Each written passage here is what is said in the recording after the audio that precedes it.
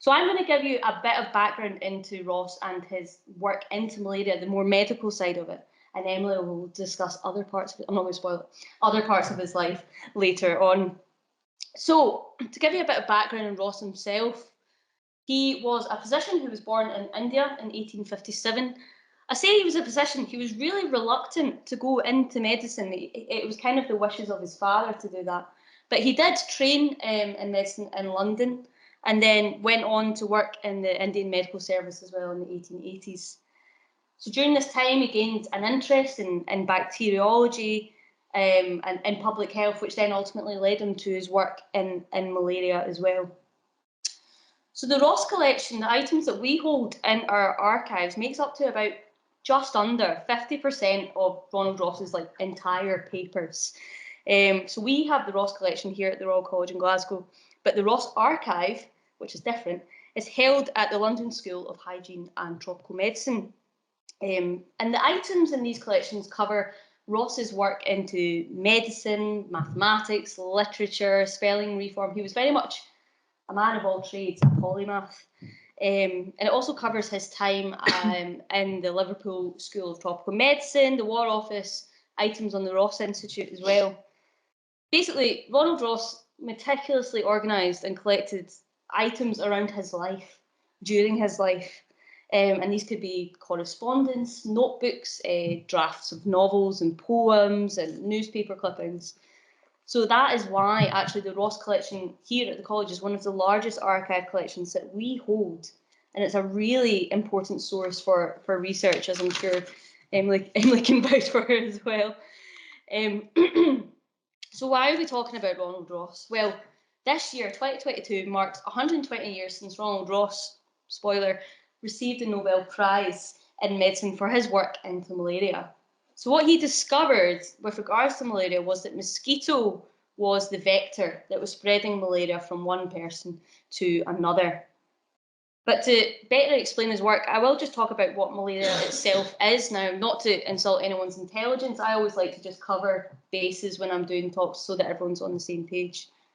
So I'm sure you've all heard of malaria, but what it actually is it's an infectious disease that's still around today that is spread by mosquitoes that are infected by the malarial parasite Plasmodium.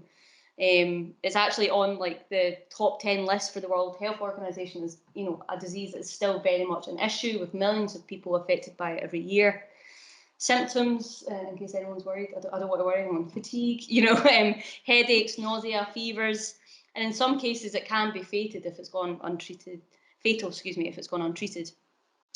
And it's really prevalent in countries with hot climates, so countries in Asia, Africa, South America as well.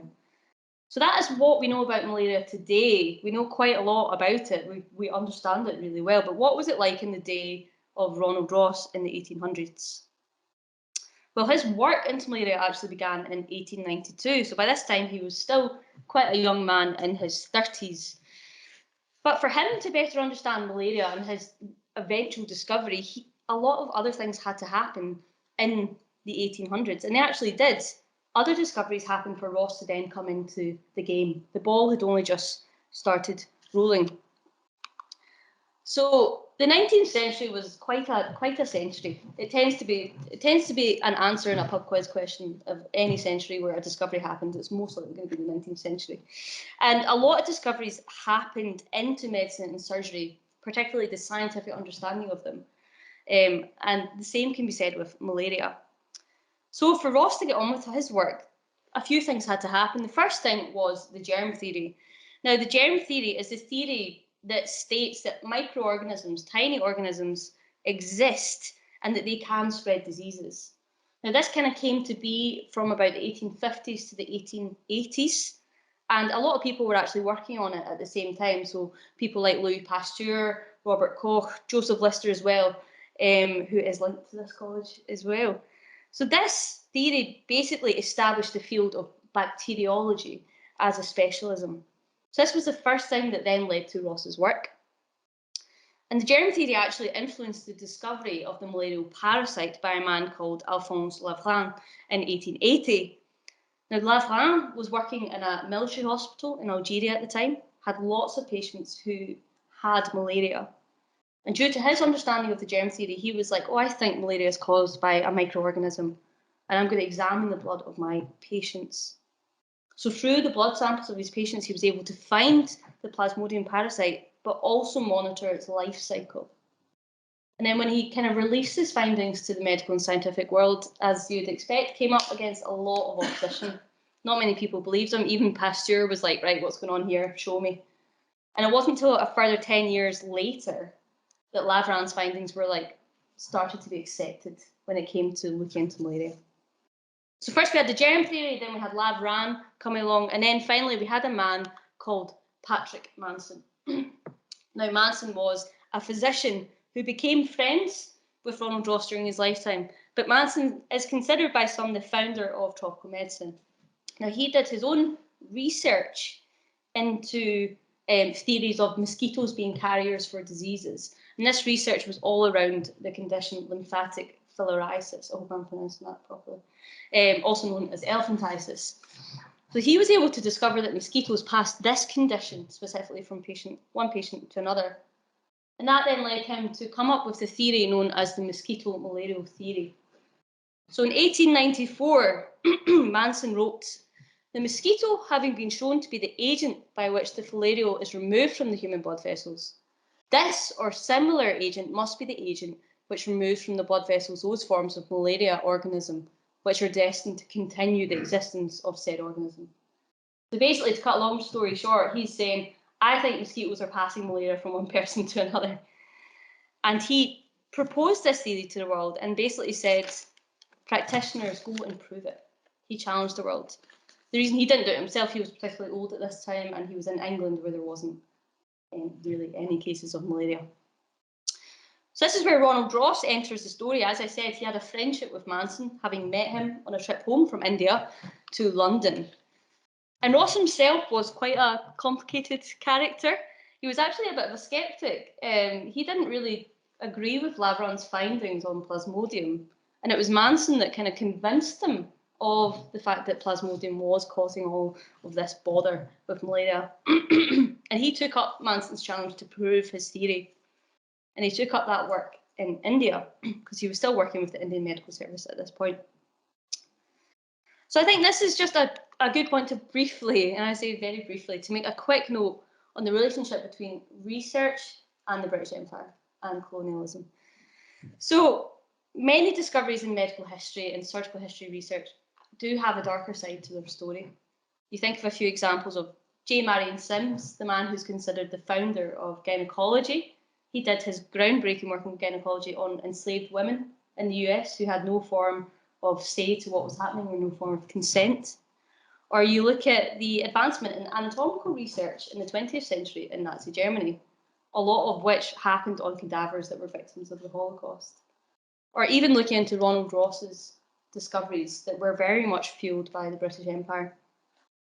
You see, it is a really tricky subject. A lot of advancements were as a result of some form of oppression for the better of the human race was the reason. As I said, Ross was born in India. He worked for the Imperial Army. He was all too familiar with the British Empire. And the general reasoning at that time was that if colonisation could lead to scientific discovery for the better of the human race, then what was really wrong with it? What was wrong with expanding the British Empire? To quote Rohan Debroy, Ross's words also suggest how science was used to argue that imperialism was morally justified because it reflected the British goodwill towards colonised people. It was all through British goodwill. And therefore, if it was the better of the health, then what was really wrong with it? So that's just something to think of in the context of Ross's story. And I think it's a point that you can't really gloss over. So to go back to his work, well, while he was employed in the Indian Medical Service, Ross was stationed at Secunderabad. And part of his testing theory was, first of all, to identify the Plasmodium parasite in the stomach cells of mosquitoes. And he was able to do that because he had, again, many patients with malaria. So he dissected the mosquitoes and found the parasite because they had fed on the blood of previous patients with malaria. So that was step one done. The next step was to prove that the parasite, in whatever stage it was, could be passed from one patient to another. And again, he was able to do that, not through human malaria, but through bird malaria. So he was able to prove that bird malaria passed from one bird to another through the mosquitoes. So in 1897, he was finally kind of saying this theory is true. And in 1902, he won the Nobel Prize for his work. Now that's a really kind of simple form of the story. There's much more complicated than that, and if I had time, I'd go into it, but unfortunately I don't. To look at the treatment of malaria, well, throughout history, I'm sure you're aware that many medical conditions have been treated without the proper scientific understanding of them. So it could just be using some herbal medicine that worked for other conditions, and we're like, oh, we'll try that. Or just sometimes pure luck or a shot in the dark. And the same could kind of be said with malaria. So in the 19th century, an anti-malarial agent that was popular at the time was quinine, which was from the bark of the cinchona tree native to South America. Now, quinine became a really important agent in colonisation, and it actually was used to promote the health of colonisers. Colonisers even went to these countries to steal the seeds of the trees, take them away, to then help them expand the empire, all against the wishes of the locals. So it was kind of used as a weapon almost. And the same can be said during the 20th century. There was actually a quinine shortage in the 20th century, particularly during the Second World War. And it is all tied with the politics of the war, who's occupying what land and whatnot else. So you see soldiers on both sides of the war were suffering from malaria, which actually resulted in mass research campaigns happening across the world to find a replacement or an alternative to quinine. This resulted in the development of chloroquine by researchers in the United States. So this was another antimalarial agent that was developed, and many more were developed throughout the 20th century, but one thing was missing, and that was a vaccine. There wasn't a vaccine yet. So Ross, in his lifetime, didn't develop a vaccine against malaria. He seemed a bit more, in my opinion, more concerned with his status, maybe his recognition for his work or financial gain from it. Part of the reason we have the Ross collection is because he sold his papers to financially support his family. So he didn't feel like he was getting financial support for his work.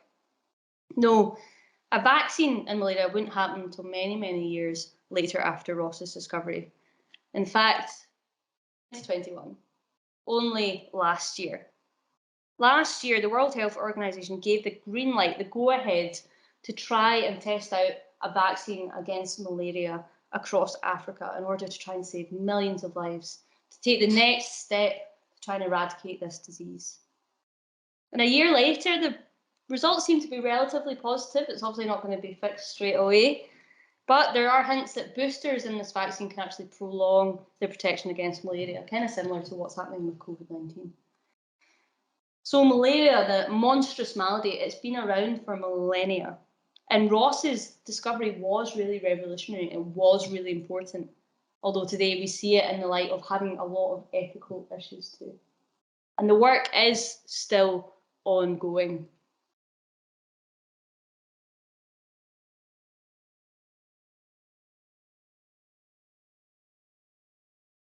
Let me pass over to our wonderful guest for this evening. Dr Emilie Taylor-Pirie is a Leverhulme Trust Early Career Fellow at the University of Birmingham, specialising in literature, science studies, medical humanities and the cultural history of medicine, especially in the 19th century. Her project that she's carrying out just now is to carry out the largest archival study of Sir Ronald Ross to date, and as I've hinted, it's quite a lot, quite a big one. Lovely. So as I pass over to Emily, I would just like to welcome her with a lovely round of applause. Over to you, Emily. Okay, so when people give talks in history of medicine, they often begin in one of two ways. They might begin with a discovery. It's India, and it's 1897. A doctor called Ronald Ross is working late one night in his laboratory. He's tired and a little feverish and about to give up and go to bed when he sees them. Tiny speckled dots, plasmodium parasites peppering the cells beneath the lens of his microscope. It's his eureka moment, a key link in the chain proving that mosquitoes transmit malaria. Or they may begin with a birth. On the 13th of May, 1857, a baby was born to Scottish parents at the foothills of the Himalayan mountains. That baby will grow up to win Britain's very first Nobel Prize. But today, I don't want to begin with a discovery or with a birth, but with a death. 3 deaths to be precise. The first death occurs in 1905, and it's of a young parasitologist called Joseph Everett Dutton. So Dutton died of African relapsing fever whilst on an expedition with the Liverpool School of Tropical Medicine. Writing his eulogy for the British Medical Journal, Ross said that his death was to all of them like a family bereavement.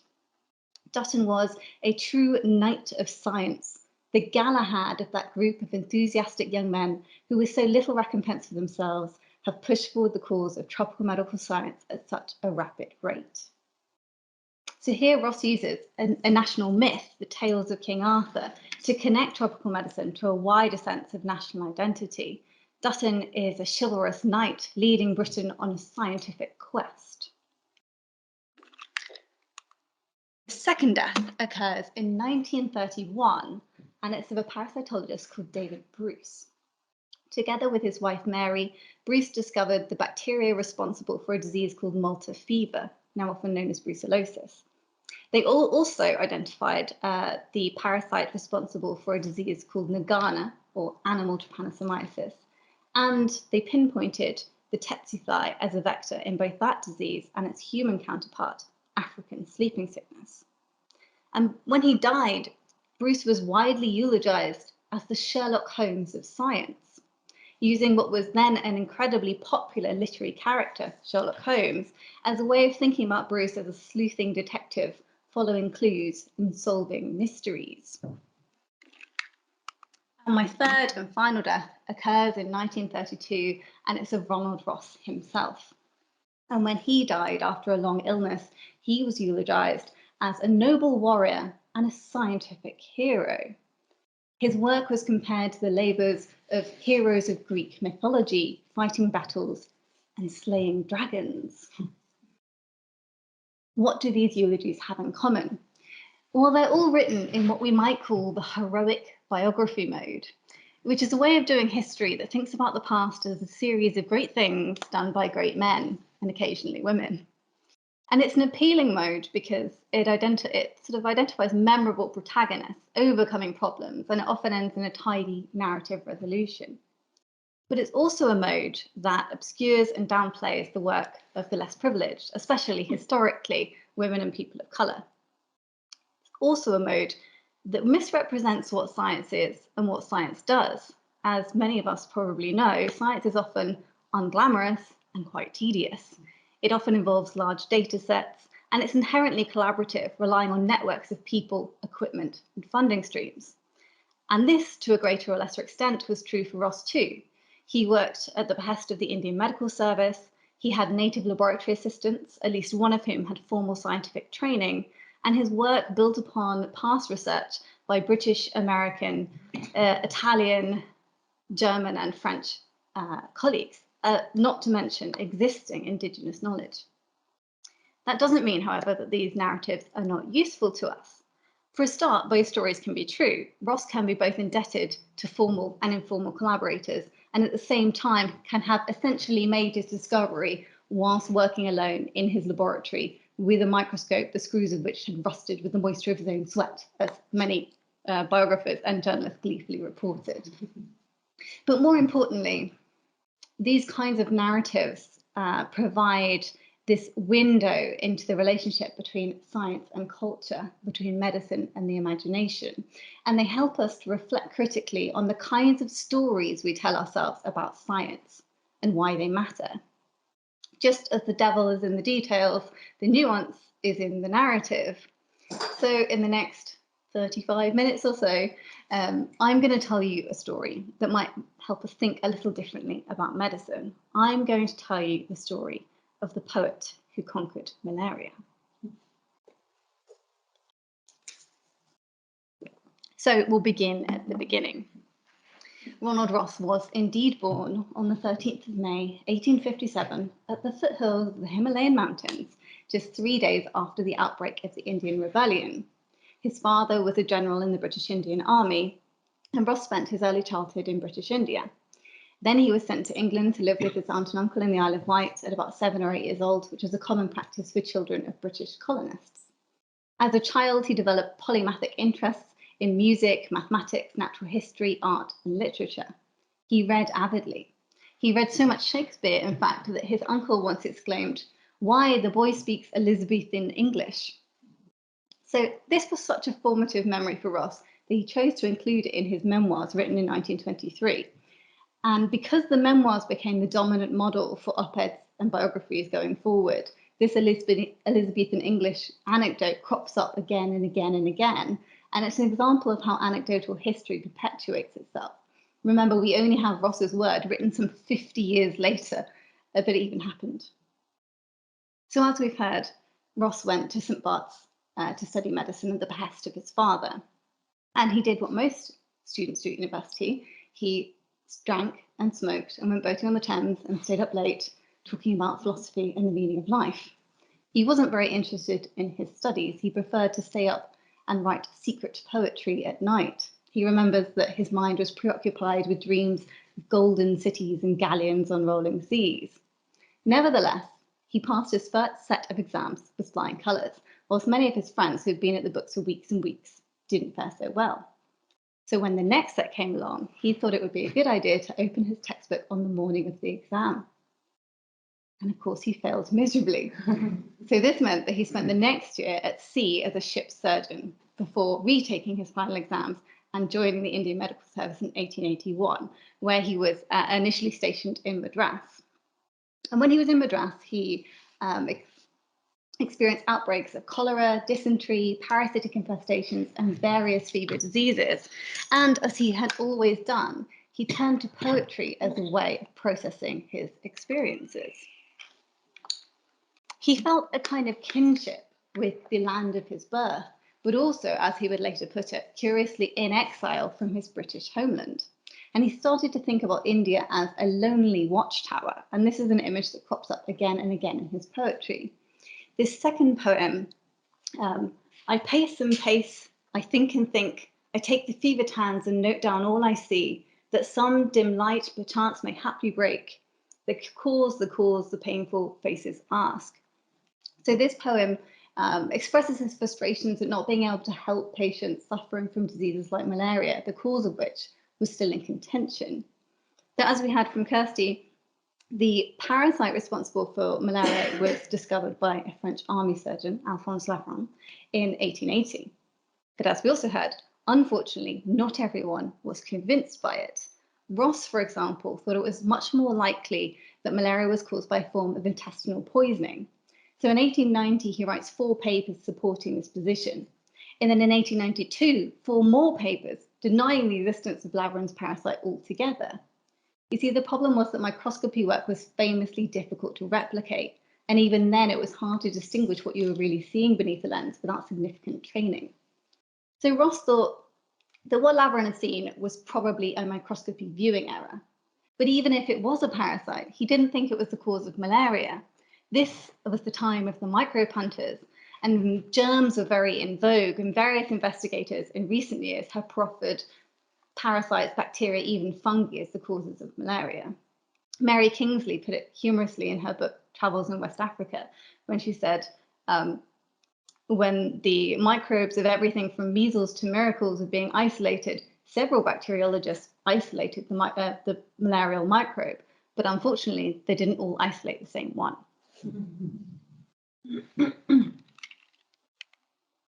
By 1895, however, Ross had changed allegiances.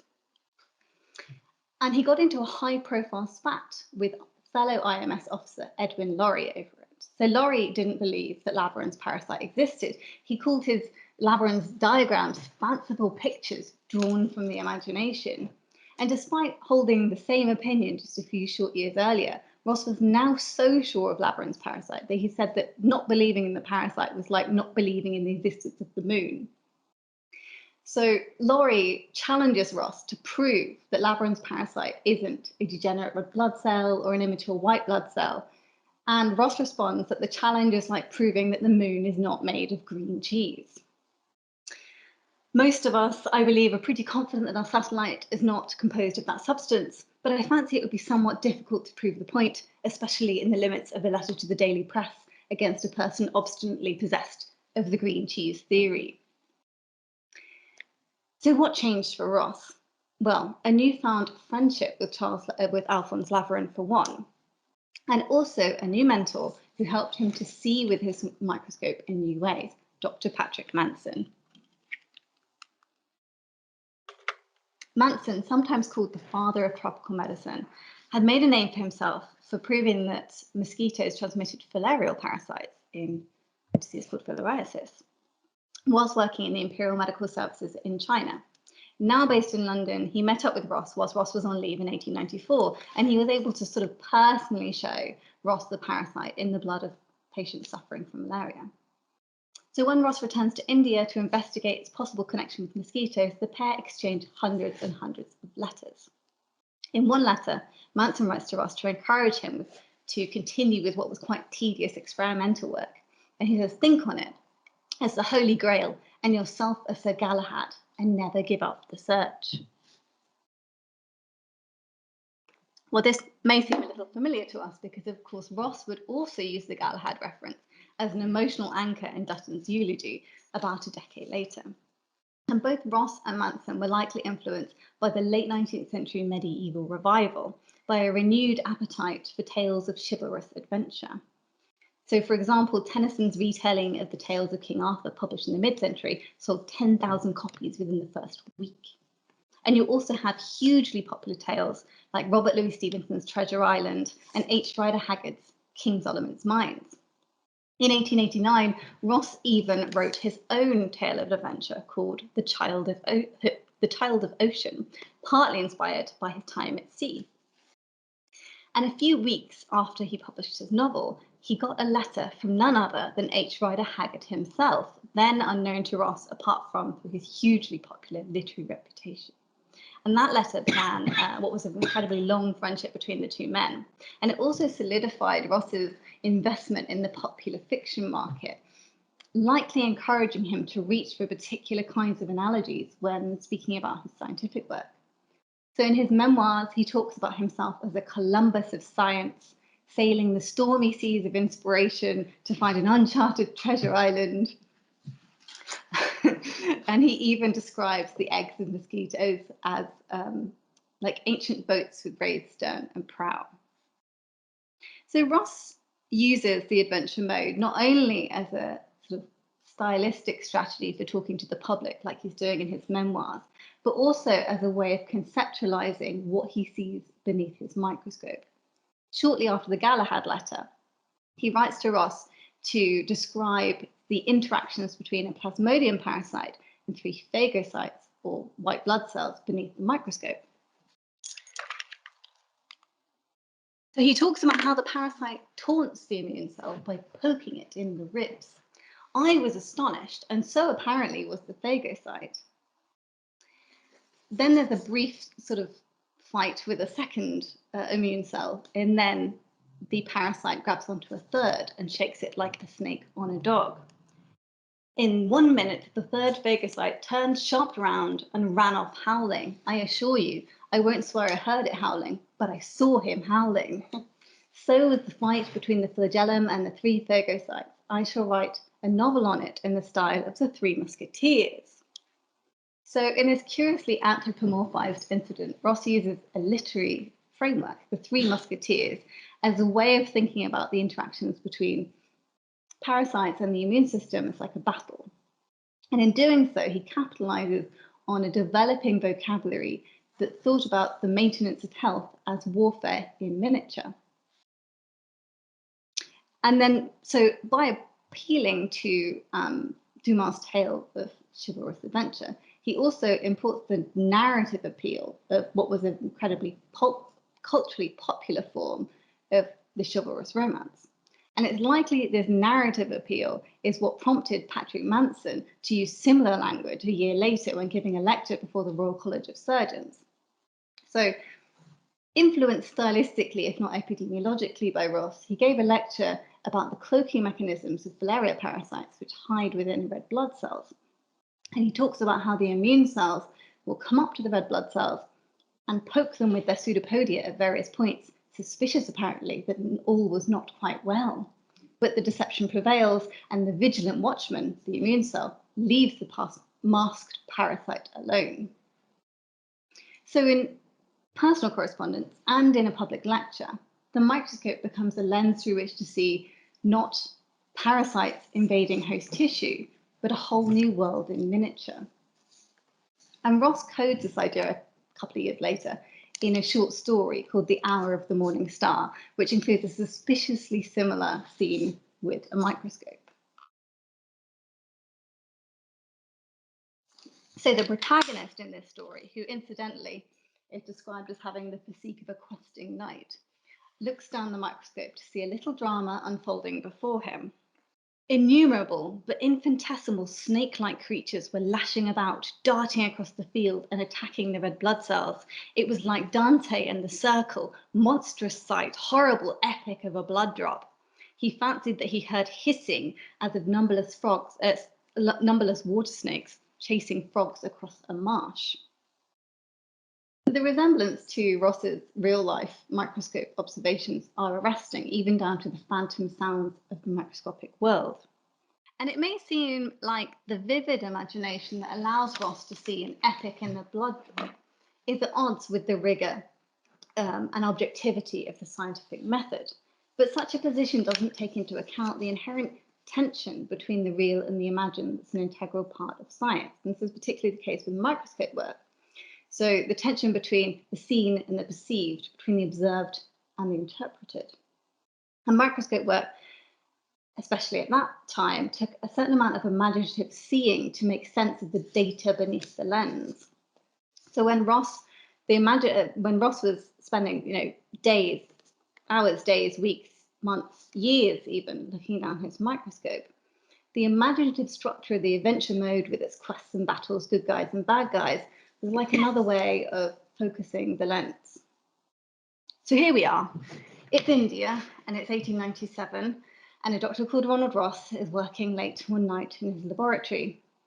And he's tired and a little feverish and about to give up and go to bed when he sees them, tiny speckled dots, plasmodium parasites, peppering the cells beneath the lens of his microscope. And the first thing he does is he rushes to his desk and he draws out 3 slips of paper. The first to draw diagrams of what he sees, the second to write a letter to his wife with the news, and the third to pen a poem that would define the moment for years to come.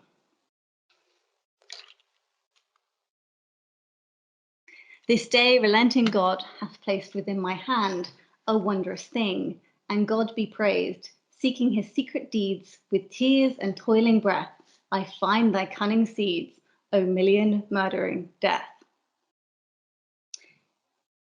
So in 1910, Ross publishes an anthology of poetry drawn from his experiences in the IMS. It's Crescendo, the Mosquito Day poem. And he publishes it in tandem with a textbook on malaria, perceiving the 2 works as complementary threads to the story of his discovery. Considered a lyrical rendition of his eureka moment, the Mosquito Day poem takes the British imagination by storm, earning him a reputation as the poet who conquered malaria. It was reprinted in the British Medical Journal and the Lancet, in national and regional newspapers, in news articles, op-eds and biographies. It was the centerpiece for posthumous radio plays. It adorned the Menus anniversary luncheons, and it was even chiseled into stone on a monument erected to Ross in Calcutta in 1927. You can see the Menus here with his poetry, and here's the monument. So it helped to embed this kind of mythic language that we saw at the beginning that describes Ross and his colleagues. So just as Ross's work was compared to the heroes of Greek mythology, his poetry was compared to the Iliad. As the Liverpool Daily Post put it, Ross went to India to fight with death, to wring from him one of the secrets which had baffled science since the day Apollo sent his son into the world. So here he refers to the Greco-Roman god of medicine, Asclepius, whose staff and snake you might recognize from the World Health Organization logo. It is as though Hector himself, in the pauses of the fight, had sung the siege of Troy.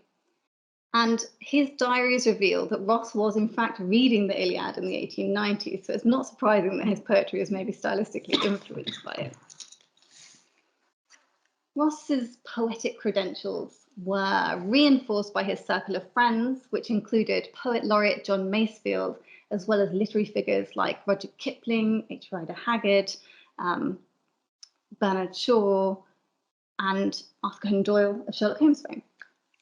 And these were friends who encouraged his poetry. They edited and reviewed his poems, and they also attended his annual Mosquito Day celebrations. So I'd like to pause here to just appreciate Binky, who is the dog of the matron sat next to him, Mary Gray. And Binky pops up a few times in the archives with various haircuts. And there, sat by his feet. So Binky attended this particular anniversary luncheon in honour of Mosquito Day. And another person who was there was poet laureate John Masefield. And Masefield gave a speech about the lighter side of Ross's personality. And he said that Ross was a variety entertainer who could mimic a little dog barking under the table better than anyone he knew. And when that charming dog of the matron began barking, I really thought it was Sir Ronald. Also present at this particular anniversary luncheon was Ross's friend and biographer, Anglo-French writer Rudolf Louis Migros. So this is Ross, sat here. This is Masefield. And he's cut off in this photo, but I know from another photo that Migros would have sat about here. So we can pop him in there, but I don't know if you can see him. You can still pop him in there. So Migros wrote that Ross had gained fame, undying fame, through his labours as a medical scientist, but that he had begun as a poet and remained essentially a poet. Ross's position as essentially a poet was undoubtedly partly a bit of professional self-fashioning, a clever bit of branding, because Ross kind of reimagined his moment of discovery as a moment of not only scientific but also poetic practice, solidifying his reputation as a kind of polymathic figure who, not to put too fine a point on it, was chosen by God. This day, relenting God hath placed within my hand.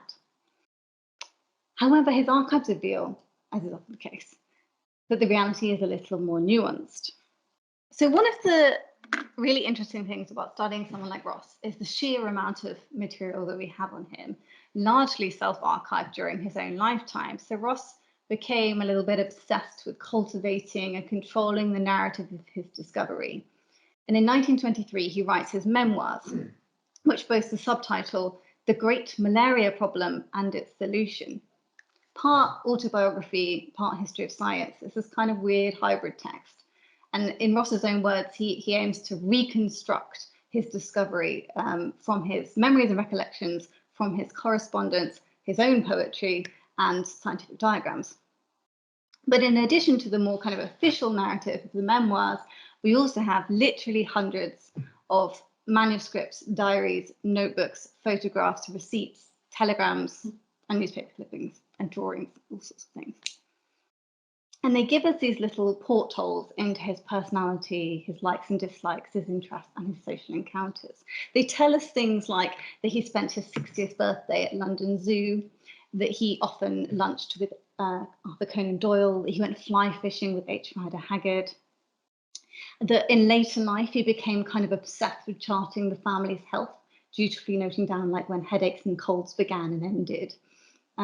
Also what the weather was doing at the time, and his own experiments giving up sugar, tobacco, and alcohol.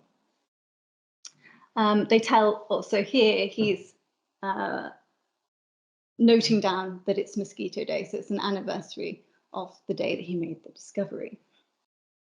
They tell of friendships with people like Lord Leverhulme, who hosted a reading of Ross's poetry at his home in Hampstead, with Liberal MP Henry Cowan, with colonial administrator William McGregor, many other people. In 1930, the Prime Minister Ramsay MacDonald even revealed that he had a copy of Ross's poems on his bookshelf. They also give us glimpses of family life and of tragedy, When his daughter Sylvia died in childbirth in 1925, he wrote, saw my dear daughter dead but beautiful. And then he composed a short but heartfelt poem. When you were dead, I came too late and kissed you, your eyes, your lips, your brow divine. Within your mother's arms you died, my daughter, not in mine. Your cheeks were rosy still, your lips were red, and smiling though you lay supine, I came too late to succour or to save you, daughter mine. The little life within you that destroyed you died with thine. The archives also tell of the broadness of his circle of correspondence. So he received letters from friends and families, acquaintances and colleagues. After his discovery, he got letters from would-be patients wanting diagnoses, from doctors wanting advice, from teachers asking if Ross would come and speak to their students about science.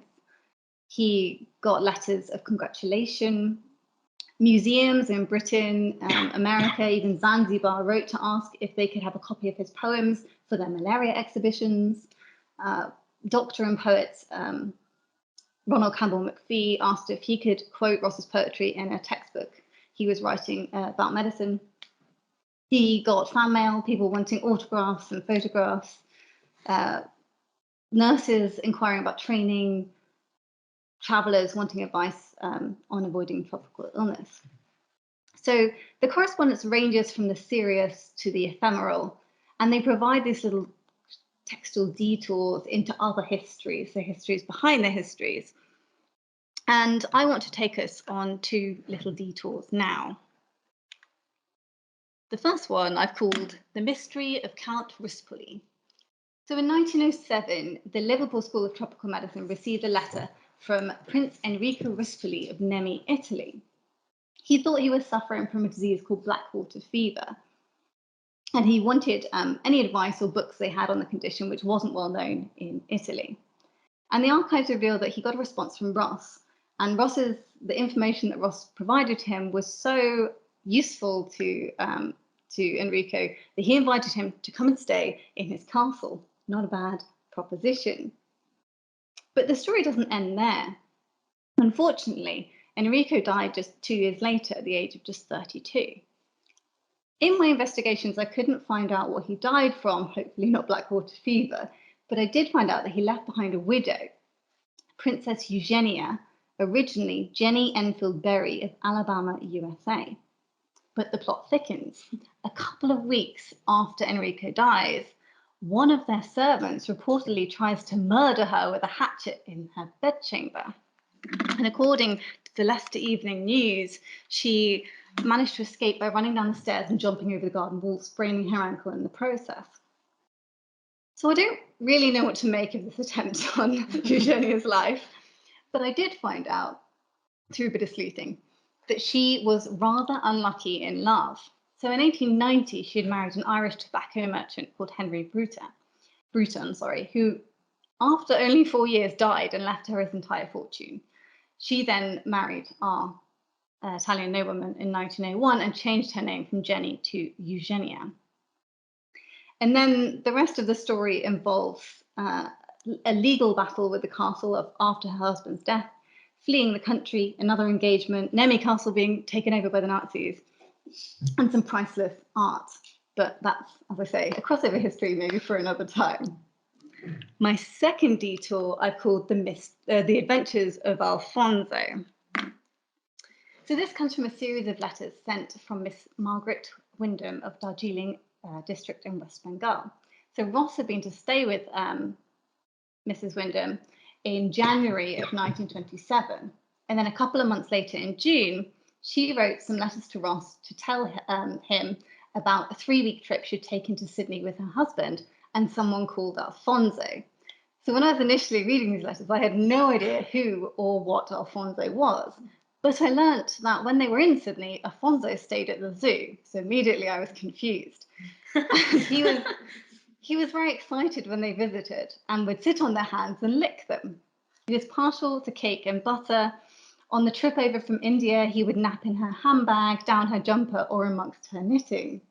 And he'd even learnt to communicate by nipping her at opportune moments.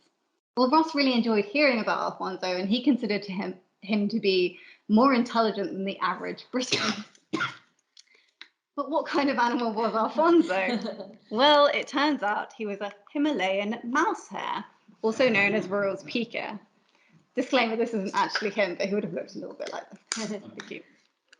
So I take you on these detours to show you, for one, the richness of the collections here at the RCPSG, but also to remind us that there's always history behind the history, and it's these kind of quotidian, everyday histories that often reveal the most interesting information. But back to Ross. So the archives illustrate the centrality of poetry to the reception of Ross's discovery. It becomes a kind of coded language or a shorthand in which his friends and colleagues show their affection, lay bare their admiration, convey little in-jokes, and essentially discuss the politics of science. For example, a country doctor called George Gulland wrote to Ross, and he had written him his own poem, which was sung by the Anopheles mosquito, who was lamenting how tropical sanitation had ruined his habitat. And then there's a complicated revenge plot where the Anopheles mosquito is going to fly to England to bite Ross and infect him with a brand new tropical disease. Another poem, one of many actually sent to Ross, was from Miss Dorothy Almond, who was the librarian at the Liverpool School of Tropical Medicine. And her poem recounts the inspiring sight of seeing Ross and his colleague, John William Watson Stevens, fellow parasitologist, crossing the university quad. And they're watched by haughty artsmen and engineers with noses pressed against the glass. And it begins, here come now, glory be to God, the colonels twain across the quad. And one is dreamy, pale and long, and one alert and brown and strong. Frequent correspondent of Ross was a man called John Holt, who was one of the founders of the Liverpool School of Tropical Medicine. And his admiration of Ross and his discovery is bound up in his business, an imperial shipping line, which provided a contact zone between Liverpool and West Africa. So taking his kind of cues from Ross's own poetry, Holt thinks of Ross as an instrument of God. And he writes to him, "Hail, immortal Ross, this is Mosquito Day." The day when God made his revelation to you, by which precious gift you became his instrument for the bettering of life for thousands upon thousands. And Holt writes to Ross every year to remind him of Mosquito Day and celebrate the anniversary. And when he dies, his son then takes up the mantle. And it seemed like Holt actually might have come up with the name even of Mosquito Day, because Ross doesn't start putting it in his diary till after the Holt correspondence begins. Poems strike really deeply with Holt. I mean, he lays awake at night reading the poems over and over again, quoting Ross in his head. His copy is like covered with pencil annotations. And it becomes this kind of language, sort of coded language in which they correspond with each other. So this is one of the very first poems of that anthology, the one that was published with the Malaria textbook. And it begins, "Here from my lonely watchtower of the east, an ancient race outworn I see, with dread my own dear distant country, lest the same fate fall on thee." So it positions India as an ancient fallen civilization that perhaps foretells Britain's own imperial future. And we might think of the rest of the anthology as the kind of story of Ross trying to forestall that future through tropical sanitation. And in the letters, you can see that they use this lonely watchtower. So if you could come again to this watchtower in the east, it would always give me pleasure. I think he was actually in Harrogate at the time. So, and the bottom one says, "I write from my watchtower in London." And then again, at the outbreak of the First World War, Holt uses Ross's poetry as a way of speaking about the helplessness he feels about the magnitude of the war and him not being able to enlist. So this is a poem called Indian Fevers. "In this, O nature, yield I pray to thee," that should say. "I pace and pace and think, and take the fevered hands and note down all I see, that some dim distant light may haply break." And here is Holt's letter to Ross. There I sit forever in the revels of thought in my exile, wondering at the madness of this very mad world. I am cut off from all action and could do nothing now but pace and think in the hope that some, though far dim distant light may haply break on a new revelation. Holt isn't the only one that uses Ross's own poetry as a kind of shorthand. John Masefield, poet laureate, writing in the 1940s, he looks back on his life and he uses Ross's poetry to characterize an early formative moment, his desire to become a doctor and study yellow fever. And he says it was a desire to work at that small, unseen, but million murdering cause. You can see it there at the bottom line of Indian fevers. Others, however, were more skeptical, and they used his poetry as the language of critique. So a particularly scathing review in 1910 took issue with the fact that Ross put his medical credentials on the front of his book of poetry, which they say he calls attention so loudly to on the title page. They say, can you imagine if John Keats, right, romantic poet, also famously trained as a doctor, would have been so vulgar? But he wouldn't, because he's a better poet, they say. So they say that Ross's forte lies not with meter, but with malaria and microbes, not with prosody, but with preventative medicine. It is in poetry, not in India, that he's really in exile. Ouch. Meanwhile, the anti-vivisectionist journal, The Abolitionists, produced this cartoon of Ross in which they kind of rewrote his now famous final stanza to critique Ross's involvement in these kind of high-profile campaigns where he's trying to get more better pay for scientific workers. So on the left we have the original, and then on the right we have their satire, which reads, "Relenting Lloyd George will place within my hand a gift, I hope, and George be praised at his command by taxing rich and poor, our pockets may be filled, then ask for more and more, a million-seeking guild." So whether you believe, like the anti-vivisectionists, that Ross's poetry and his position as a poet is a calculated bit of professional self-fashioning, or whether you believe, like Ronald Campbell McPhee, that it's the poet in him as much as the scientist that made the historic discovery, for better or for worse, the afterlives of his poems are undeniable.